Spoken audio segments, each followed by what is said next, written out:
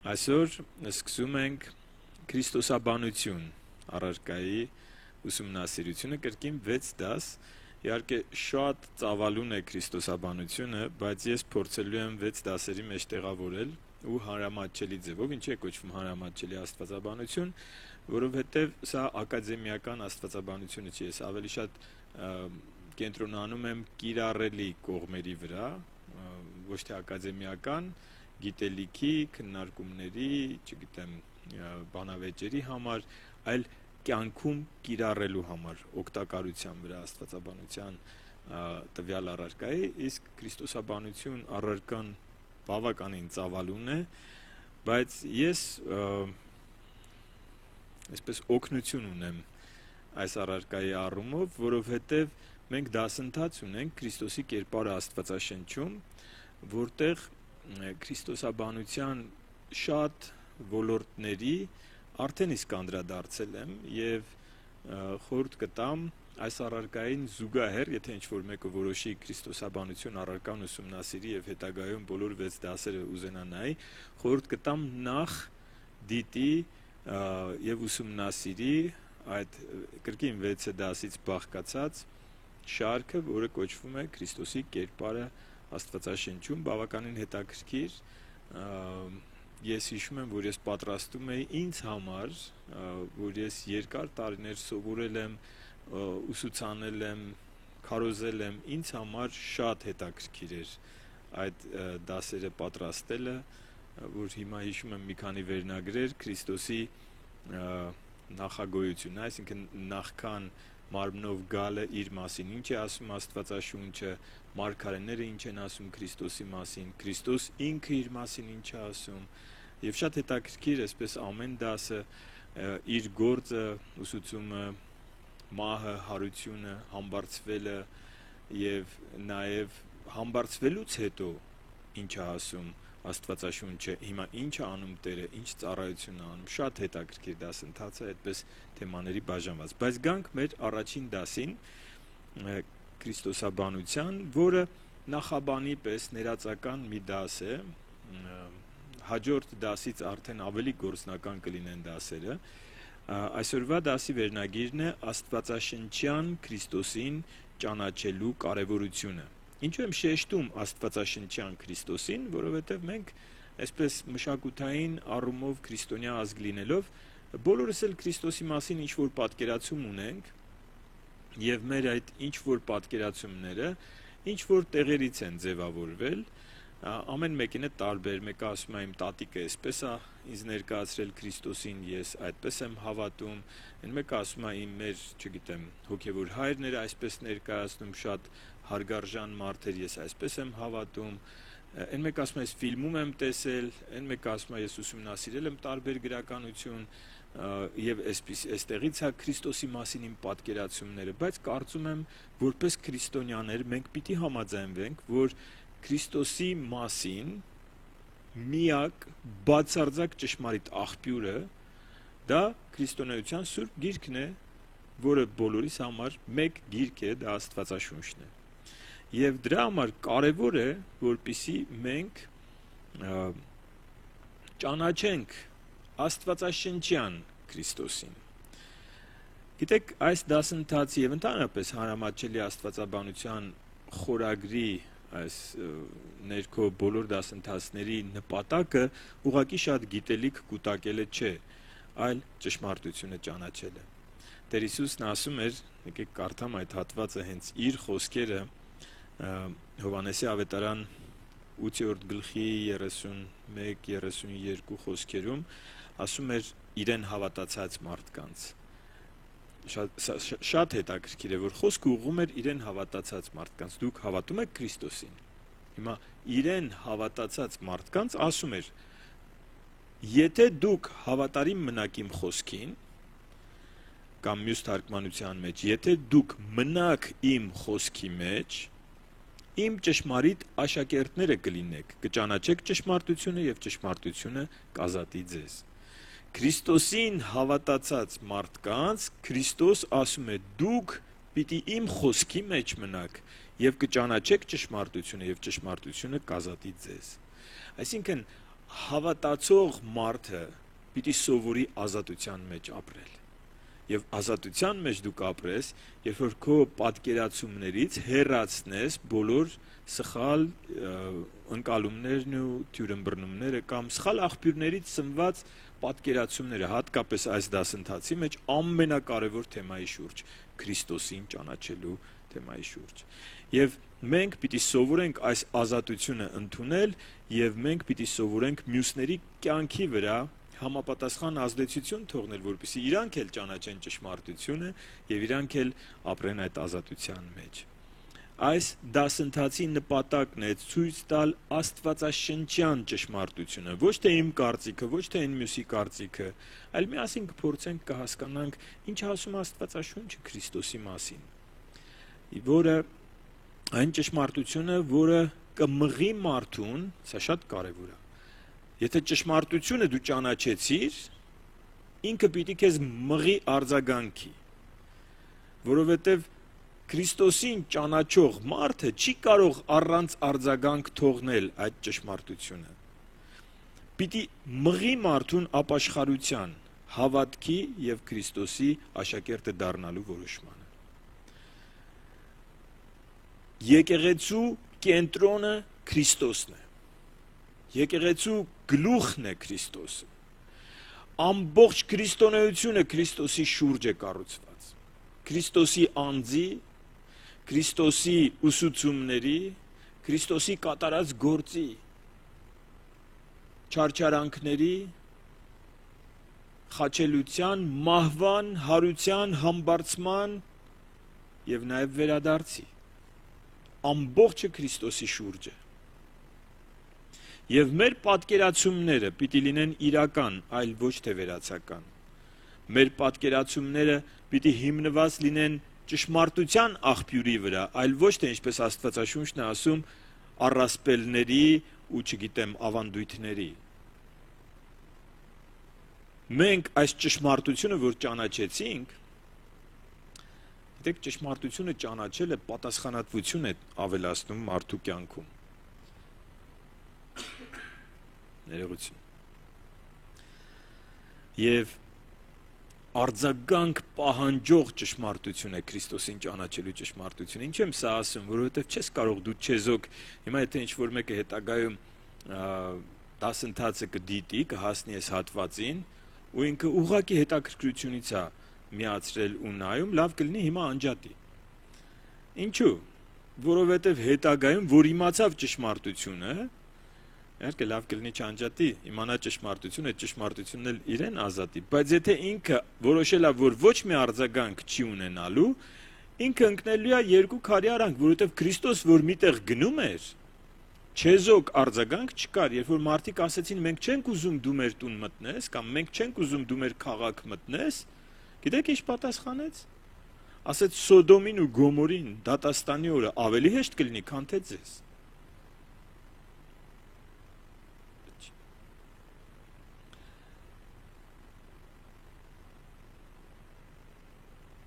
Հիմա տեսեք ինչ հրաշալի խոսքեր է գրված Քրիստոսի մասին։ Առաջին Տիմոթեոս 3:16 Հայտնապես մեծ է աստվածպաշտության խորհուրդը։ Աստվածպաշտության մեջ գաղտնիք կա։ Եվ գրված է այդ գաղտնիքը խորհուրդ բառը այստեղ խորհուրդ տալու իմաստով չի, խորհուրդ, որը ծածկված է, որը բացահայտվում է Քրիստոսի միջոցով։ Հայտնապես մեծ է աստվածապաշտության խորհուրդը,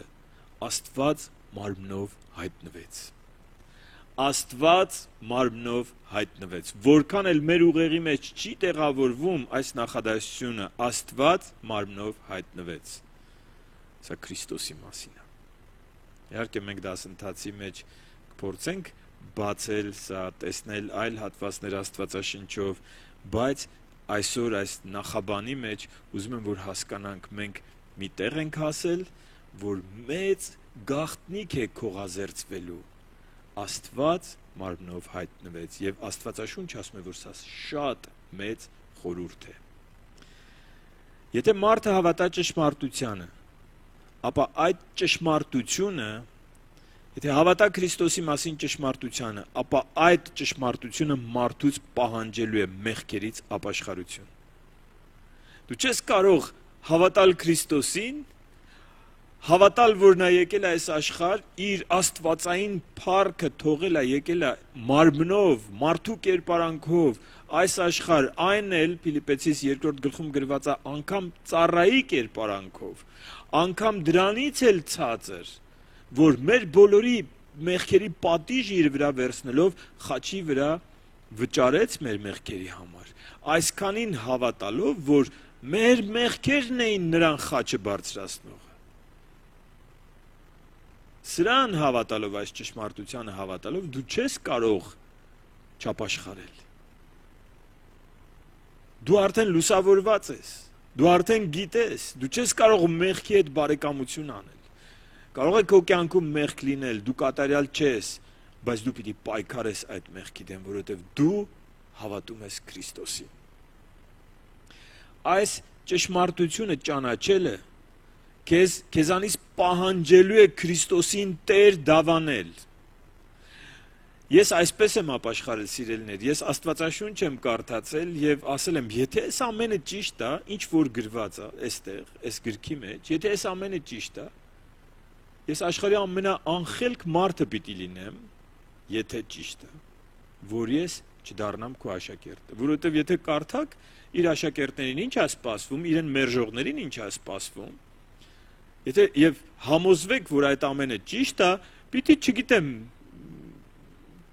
ես կհասկանամ մարդուն, որ չի հավատում ու այդպես ապրում, բայց երբեք չեմ հասկանա այն մարդուն, որ հավատում է ու մեղքի կյանքով ապրում, Քրիստոսին Տեր չի ընդունում, չեմ հասկանում։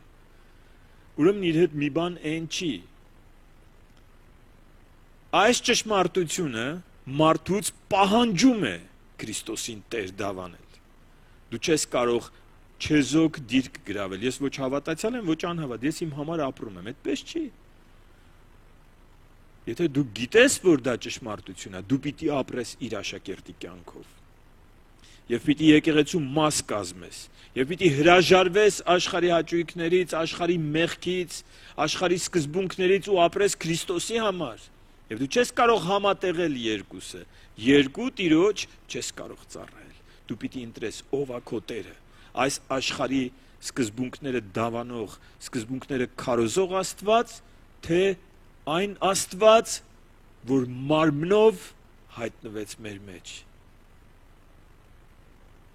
Դու պիտի որոշես ով է քո Տերը։ Գիտեք, դեմոկրատիա բառը լսել եք։ Դեմոկրատիան մեծ վնաս է հասցրել եկեղեցուն։ Ինչու դեմոկրատիա։ Դեմոկրատիա նշանակում է ժողովրդի իշխանություն։ Եվ դեմոկրատիան, երբ որ Աստծո խոսքի ուսուցչի կամ քարոզչի համար կարևոր է շատ մարդկանց կարծիքը, ինքը սկսում է ոչ թե խոսել ճշմարտությունը, այլ սկսում է խոսել այն, ինչը որ մարդիկ ուզում են լսել։ Հիշում եք, վերջին օրերին կլինեն մարդիկ, որոնք իրենց ականջներին հաճելի ուսուցիչներ կփնտրեն։ Իհարկե, ու ուսուցիչներ կլինեն, որոնք քարոզում են մարդկանց ականջներին հաճելի։ Եվ ինչու եմ ասում, այս դեմոկրատիան ոչ թե դեմոկրատիայի նկատի ունեմ կառավարման ձև դեմոկրատիան, չէ, եկեղեցիներում դեմոկրատիան, երբ որ ժողովուրդը ունի ավելի մեծ իշխանություն հովվի վրա, քան Աստված, երբ որ ժողովուրդը քարոզչի վրա ավելի մեծ իշխանություն ունի, քան Աստված, իսկ դա կարա լինի, չգիտեմ, շատ մարդ ունենալու, եկեղեցում շատ մարդիկ ունենալու ցանկությունը, իշխանությունը, փառքը, փողը, չգիտեմ ինչը, լծակներ կան շատ ժողովրդի մեջ, երբ որ այս շատ ժողովուրդը ավելի մեծ ազդեցություն ունի այստեղից խոսողի վրա, քան Աստված, այստեղից խոսացած ուղերձն է փոխվում։ Եվ մարդիկ սկսում են քարոզել բան, որ այս շատ ժողովուրդը չնեղանա։ Հիշում եք 5000-ը Քրիստոս մի քարոզ տվեց, 5000-ը հեռացան, թողեցին։ 12-ն էլ եկան, ասեցին, «Էս ինչ արեցիր»։ Այդ ժողովուրդը դեմոկրատական իշխանություն չուներ Քրիստոսի վրա։ Ինքը չէր ընտրել, որ հետո գնար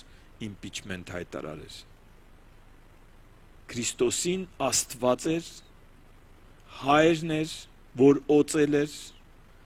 Ես չգիտեմ երկնքում ինչ խոսակցություն է եղել հայրը, որդուն ասել է, այս ծրագիր ունեմ, որդին ասել է, ես քեզ հնազանդ եմ։ Երևի հայրը ասել է, պիտի թողնես այս երկնային փառքը եւ գնաս իմ սիրելի զավակների համար իրանցից ամենացածրերից մեկի պես են քեզ վարվելու։ Եվ որդին ասել է, հնազանդ եմ։ Սա իմ պատկերացումն է, սա Աստվածաշնչում գրված չի, բայց Տեր Հիսուսի աղոթքը Գեթսեմանի պարտեզում ասում է, հայր, շատ դժվար է, եթե հնարավոր է այս բաժակը հեռացրու ինձանից, բայց ոչ թե իմ կամքը, այլ քո կամքը թող լինի։ Ես եկել եմ քո կամքը կատարելու։ Եվ ասում էր, ինչպես ես հորը հնազանդվեցի եւ իր բարեհաճությունը ինձ հետ, այնպես էլ դուք, եթե ինձ հնազանդվեք։ Հիշում եք հաղորդության մասին հենց այդ քարոզից էր, որ երևի գայթակղվեցին, բոլորը գնացին։ Քրիստոսի մասին ճշմարտությունները այսօր աղավաղվում են եւ մարդկանց մատուցվում է նրանց ականջին հաճելին։ Քանի անգամ եք թաղման կարգի մեջ լսել, հիմա ձեր հարազատը, չի էլ ճանաչում հարազատը ով է, ինչ կյանքով ապրել, հիմա ձեր հարազատը երկնային փառքի մեջ է։ Քանի անգամ եք լսել։ Այսօր լսել եք։ Հիմա նայեք, ես էլ եմ թաղման կարգ անցկացնում եւ ես անգամ հավատքի մեջ մահացածներին ասում եմ, մենք հույս ունենք։ Մենք հույս ունենք։ Եվ այս մարդու ապաշխարությունը, այս մարդու Տիրոջը ընդունած կյանքը հիմք է, որ մենք հավատանք, որ ինքը երկնային փառքի մեջ է։ Բայց ով է սրտեր քննողը։ Դու կարող ես իմանալ դու փրկված ես թե ոչ։ Իհարկե կարող ես։ Գրված է հոգին քո հոգում վկայություն է տալիս։ Աստծո հոգին վկայություն է տալիս։ Դու գիտես դու իրան սիրում ես թե ոչ։ Դու գիտես դու իր պատվիրանները ուզում ես պահես թե ոչ։ Դու գիտես քո կյանքում կա գաղտնի մեղք, որ բոլորից թաքցրել ես, թե չկա այդպիսի մեղք, թե կան մեղքեր, որոնց դեմ արյուն թափելու չափ պայքարում ես։ Դու գիտես։ Եթե պայքարում ես, եթե դու իր պատվիրանները պահող մարդ ես, դու կարող ես վստահ լինել, որ եթե այսօր քո կյանքը ընդհատվի, դու Տիրոջ մոտ ես լինելու։ Իսկ եթե այդպես չի, քեզ մի համոզի։ Եթե այդպես է, կասկածներ մի ընդունի, դու կարող ես համոզված լինել, բայց քո կողքինը չի կարող համոզված լինել, որովհետև սրտեր քննողը Աստված է, դու գիտես եւ Աստված գիտի։ Հիմա ինչու այս օրինակը բերեցի, միայն սա չի։ Օրինակ, շատ մարդկանց մատուցվում է Քրիստոս, որը չի պատժելու։ Մենք Աստվածաշնչում հենց քրիստոսաբանություն առարկան, նաև ես թեմաները, որ առանձնացրել եմ, այսպիսի թեմա կա, Քրիստոսը դատաստանը եւ պատիժը, Քրիստոսի պատիժը։ Ինչպիսի Քրիստոս ենք մենք ներկայացնում եւ քրիստոսաբանություն առարկայի հենց կարեւորությունը նրանում է, որ մենք յուրաքանչյուրս մեր շրջապատում Քրիստոսի մասին պիտի խոսենք եւ ներկայացնենք ինչպիսին է ինքը իրականում, ինչպես Աստվածաշունչն է ներկայացնում։ 2 Կորինթացիս 11-րդ գլխի 3 եւ 4 խոսքերում Պողոս առաքյալը կորինթացիներին հետեւյալ զգուշացումն է տալիս կամ անհանգստությունը կարելի է ասել 3 եւ 4 խոսքեր, բայց վախենում եմ, որ ինչպես օձը իր խորամանկությամբ եւ այն խափեց, այնպես էլ ձեր միտքը ապականվի Քրիստոսի հանդեպ ունեցած միամտությունից կամ պարզությունից։ Պարզ ու հասարակ հասկանալի է Քրիստոսի մասին գիտությունը։ Բարդ, խորհրդավոր, գաղտնի ինչ որ բաներ չկան։ Պարզ ու հասկանալի։ Այո, մենք դժվար ենք հասկանում ինչպես Աստված մարմնով հայտնվել, բայց մարմնով հայտնված արդեն Քրիստոսի ուսուցումների մեջ ինքը մի բան չէր ասում ուրիշ բանի նկատի ունենալով, ինքը շատ պարզ, հստակ ուսուցումներ էր փոխանցում։ 4 խոսքն ասում է, որովհետև եթե մեկը գա եւ ուրիշ Հիսուս քարոզի, սիրելիներ, հենց սա է խնդիրը։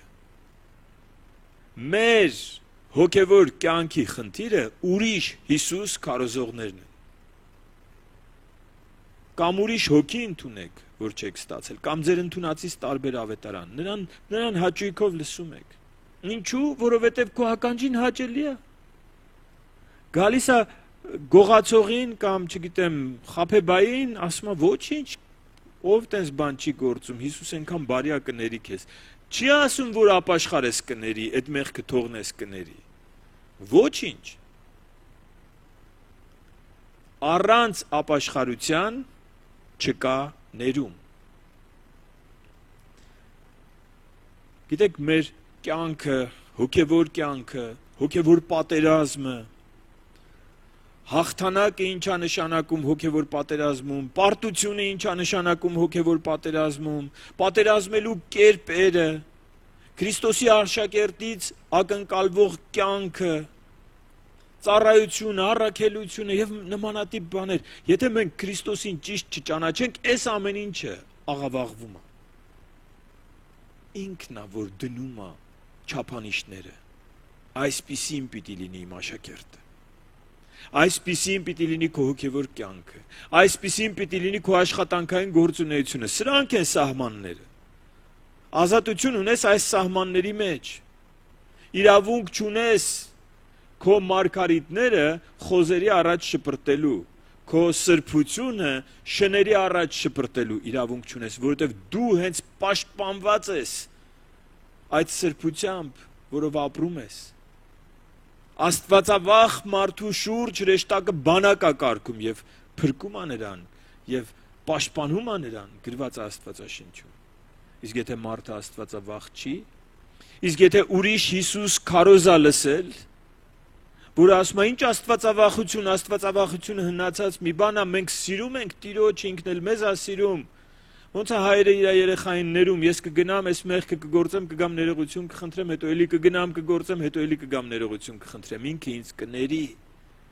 Ուրիշ Հիսուս, Աստվածաշնչի Հիսուսը, ասում է ապաշխարի։ Ամենաահավոր մեղքն էլ գործած լինես, ինչպես այն շնացող կինը, վերջում ասեց, գնա ու այլևս մեղք մի գործի։ Սա մեր Հիսուսը։ Իսկ եթե ուրիշ Հիսուս ենք ընդունում, մեր կյանքը ամբողջովին փոխվում է։ Ու մենք ապրում ենք խաբված կյանք։ Եվ սատանայի նպատակը հենց դա է, որ մենք չճանաչենք ճշմարտությունը, որ մենք խաբված ապրենք, հետո գնանք դատաստանի օրը, ասենք, բայց մենք մեղավոր ենք, որ մեզ խաբել են։ Տերն էլ կասի, հիշում եք, ասեց, ես չեմ ձեզ դատելու։ Այն խոսքերը, որ ես խոսեցի, այդ խոսքերն են ձեզ դատելու։ Իսկ ով քեզ համոզեց,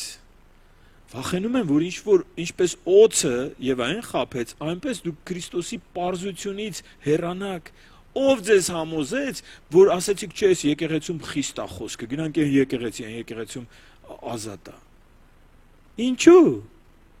Որովհետեւ այդպես հարմար էր քեզ։ Գնացիր այնտեղ, որ ազատ է։ Այստեղ խիստն ու ազատը չի խնդիրը։ Խիստ կա, որ սխալ է, ազատ կա, որ սխալ է։ Այստեղ խիստ լինի, ազատ լինի, կարևորը Աստծո խոսքով լինի, որ երբ որ դու կանգնես Տիրոջ առաջ, իր խոսքը երբ որ քեզ դատի, դու ճշմարտությունը ճանաչող մարդ լինես, ու ասես, այո, ես գիտեմ։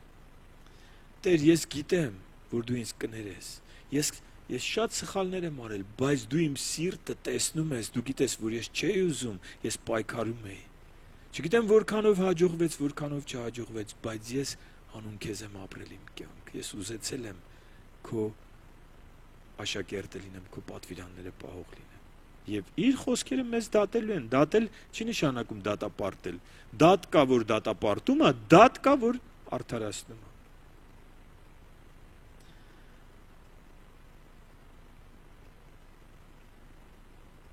Հիսուսի կյանքի, մահվան, հարության միջոցով Աստծո փրկագնման պատմության մասին ենք խոսելու։ Իմ սիրած հատվածներից մեկը առաջին Պետրոս 2:24-ում գրված է. նա մեր մեղքերն իր մարմնով խաչափայտի վրա բարձրացրեց, որպեսզի մեղքերից հեռանալով արդարության համար ապրենք։ Դուք նրա վերքերով բժշկվեցիք։ Նա իր բաժինը արեց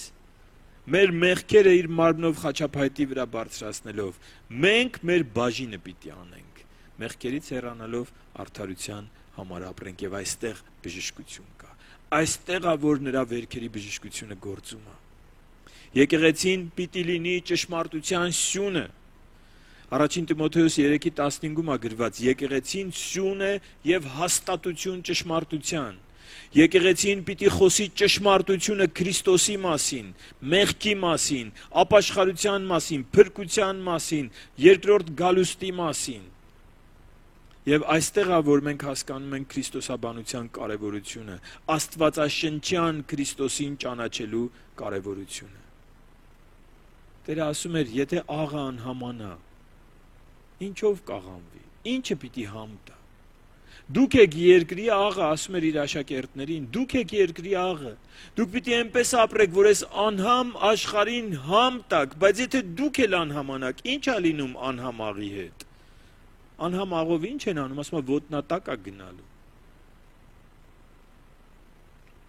Տեր Հիսուսը ապաշխարության ավետարան էր քարոզում։ Մարկոսի ավետարան առաջին գլխում նախ Հովանես Մկրտչի քարոզությունն է, որ ապաշխարության ավետարան էր քարոզում։ Ապաշխարեք, մոտեցել է Աստծո արքայությունը։ Հետո գրված է Հովանեսի բանտարկվելուց հետո Հիսուսը սկսեց քարոզել եւ նույն քարոզությունը ապաշխարեք, մոտեցել է Աստծո արքայությունը։ Ապաշխարեք եւ հավատացեք։ Ինչ ենք մենք քարոզում, սիրելիներ։ Ինչ են քարոզում եկեղեցիները։ Եկեք եւ կօրհնվեք։ Եկեք եւ կբժշկվեք։ Եկեք եւ պարտքերից կազատվեք, չգիտեմ, հազար ու մի բան, եկեք, միայն եկեք։ Ոնց որ Տեր Հիսուսը ասում էր, ուշադիր եղեք, եթե դուք որոշում եք գալ իմ հետևից, մի հատ հաշվարկ արեք, որովհետեւ շատ մեծ գին պիտի վճարեք։ Փրկությունը ձրի է, աշակերտ լինելը ձրի չի։ Եվ ասեց մեծ գին պիտի վճարեք, հալածանքի գին, ճնշումների գին, կարող է ունեցված կորցնեք, կարող է հեղինակություն կորցնեք, դիրք կորցնեք, պատրաստ եք այդ գինը վճարելու։ Տեր Հիսուսը ապաշխարություն էր քարոզում։ Եվ մենք իրավունք չունենք ուրիշ ավետարան քարոզենք։ Եվ իրավունք չունենք ուրիշ Հիսուս քարոզենք։ Եվ ինչ որ կանես, եթե քո կյանքում կա մեղք, որից չես ապաշխարում, որի դեմ չես պայքարում, քո ոչ մի արածը չի փոխհատուցում դա։ Բայց ես մեծ բարեգործություններ կանեմ, բայց ես ամենաշատ ծառայությունը կանեմ, բայց ես այս կանեմ, գործերով փրկություն չկա։ Փրկությունը հավատքով է։ Հավատքով։ Հավատում ես նրան։ Այո։ Պահիր պատվիրանները։ Չես կարողանում, ոչինչ։ Շնորհքի հոգին քեզ ուժ կտա։ Դու ուղղակի արյուն թափելու չափ պատերազմի։ Դու քո ուժով չես կարող հաղթես։ Բայց Աստված իր հոգով կզորացնի քեզ։ Եվ նրա շնորհը բավարար է։ Նրա շնորհը գրված է շատ մեղքերից դեպի արդարություն է տանում։ Եվ նրա շնորհքի տակ լինողները երբեք, սրանով կարող եք դուք իմանալ շնորհքի տակ եք թե ոչ, նրա շնորհքի տակ եղողները երբեք մեղքի ստրկության մեջ չեն լինում։ Եթե դու մեղքի ստրկության մեջ ես, պիտի շատ աղոթես, որ իրապես հասկանաս, իսկ ի՞նչն է քեզ խանգարում, որ մտնես նրա շնորհքի տակ, որ նրա շնորհքի հոգուց ընդունես։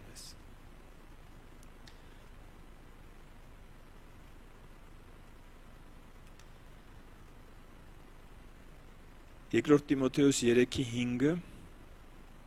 Երկրորդ Տիմոթեոս 3 գլուխ 5-րդ խոսքում մարդկանց մասին է խոսում, որոնք եկեղեցու մարդիկ են, ասում են նրանք արտաքուստ աստվածապաշտ են, բայց աստվածապաշտության զորությունը ուրացել են, նրանցից խուսափիր։ Սա համը կորցրած աղն է։ Ես մեր այսօրվա վերջին բաժինը այսպես նոր շարք ենք սկսում, որի վերնագիրն է ինչ կպատասխանեիր։ Եւ խոսելու ենք երկար շարքա լինելու Տեր Հիսուսի հարցերին, ինչ կպատասխաներ, կարճ 10-15 րոպեանոց տեսանյութեր են լինելու եւ շատ հետաքրքիր է։ Առաջին հարցը հենց սա էր, այս աղի համագործնելու մասին է, ինչ կպատասխաներ, բայց դա հետո։ Գիտեք, շատ կարևոր է։ Ես որոշել եմ այո կես ժամվա մեջ վերջացնել եւ ոնց որ թե մոտեցա ավարտին։ Շատ կարեւոր է, որ մենք ճանաչենք Աստվածաշնչյան Քրիստոսին, որովհետև երբ որ մենք կանգնենք Քրիստոսի առջև, չենք կանգնելու մեր պատկերացումների Քրիստոսի առջև։ Մեր տատիկի պատմած կամ գրքերում կարդացած կամ ինչպես ասեցի այդ թվարկումը, մենք կանգնելու ենք այն Քրիստոսի առջև, որին նկարագրում է ճշմարտության միակ բացարձակ աղբյուր Աստվածաշունչը։ Մենք իր առջև ենք կանգնելու եւ առաջիկա 5 դասերը, բացի այս դասը, նվիրված են լինելու Քրիստոսին, Աստվածաշնչյան Քրիստոսին ճանաչելու թեմային եւ կարծում եմ այս նախաբանը ինչ որ մի հիմք դրեց, որի վրա կառուցենք հաջորդ դասերը։ Կանգնենք աղոթքի սիրելիներ։ Շնորհակալ ենք Տեր քո ներկայության համար եւ ինչպես մեր մյուս դասերի մեջ, այնպես էլ այս դասի մեջ խնդրում ենք, որ մեզ առաջնորդես, ուղղորդես, թե խոսողին, թե լսողներին, որ ամեն ինչ որ կանենք քո անունի փառքի համար անենք, քո կամքի մեջ եւ քո ճշմարտության սահմաններում, որպեսզի մեզանից, մեր պատկերացումներից ոչինչ չավելացնենք, այլ միայն այն խոսենք, ինչ քո խոսքն է ասում, ինչ քո հոգով գրված խոսքն է ասում, Տեր։